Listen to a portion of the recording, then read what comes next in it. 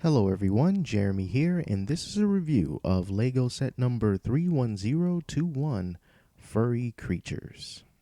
Furry Creatures is part of the LEGO Creator line, and you can choose from one of three main builds: a cat and mouse, a dog, or a bunny rabbit. This 285-piece set retails for $19.99 and comes with 3 bags and 2 instruction manuals. The main build used the most number of pieces, and by the time I set them all out on my table and got them nice and separated, I still had a decent amount of space left over to build without feeling too boxed in. This set was very easy to put together. I think the recommended 7 to 12 age range is perfect for a set like this. There are no awkward pieces, and the building techniques are pretty standard. It's actually a pretty fun build too, as you put everything together in sections. Once you're done with the mouse, you move on to the cat, and the first part that you build of the cat is its head. This is a very nice build. I really enjoyed myself putting the head together. What you're doing is basically making everything except the cat's face, because that assembly goes on a little bit afterward. A common trend with these animal themed sets are the use of these big eyes, which are printed pieces, not stickers.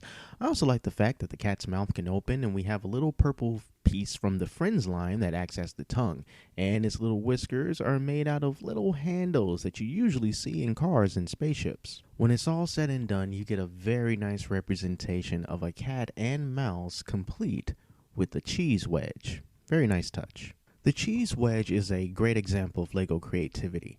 It's only made of about 6 pieces, but it's just simply ingenious the way that these 2 different tones of yellow and the bricks on the side of some of the pieces really makes a nice piece of cheese.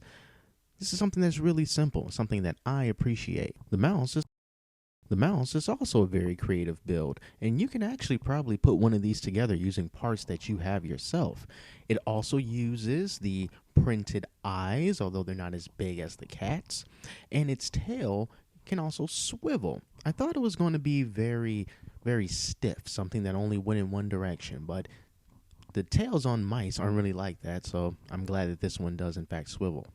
Speaking of swiveling, the mouse also has some radar dish-like ears which can maneuver back and forth, just so the mouse can be on the lookout for any cats or other things that might be trying to sneak up on him. You can move its ears front to back, whatever you like. It's a very nice touch. And of course, we cannot forget about the star of this set. I'm talking about the cat, which actually kind of looks like my cat. As a cat owner, I'm very familiar with the mannerisms and behaviors that cats seem to exhibit, and one of the things I like about this set is the ability to pose it in a way that a cat would be posed. Like if they're getting ready to stalk something, so their bottoms are low to the ground but up a little bit, or when they're just staring at you with those big eyes because they're hungry. You can do all that with this little set.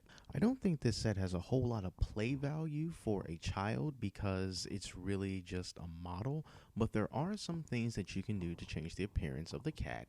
Its ears can move up and down, and then it also has its tail on the back, which you can arch like a happy cat would have their tail arched, slightly up and bent while they're walking around.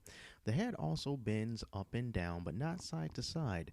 But I did find that the head was a little loose. I had to really try to push it in the socket to make sure that it wouldn't just always flop down. I think I got at a reasonable level. On the plus side, you can make it seem like the cat is walking away from you if you want. Another thing that you can change as far as the appearance of the cat are its eyebrows. You can move them up and down, and you can move the mouth open and close, and there is this little pink piece in there, or perhaps it's purple, but either way it serves as the tongue. All these things can be moved, and the whiskers can be adjusted to however you want.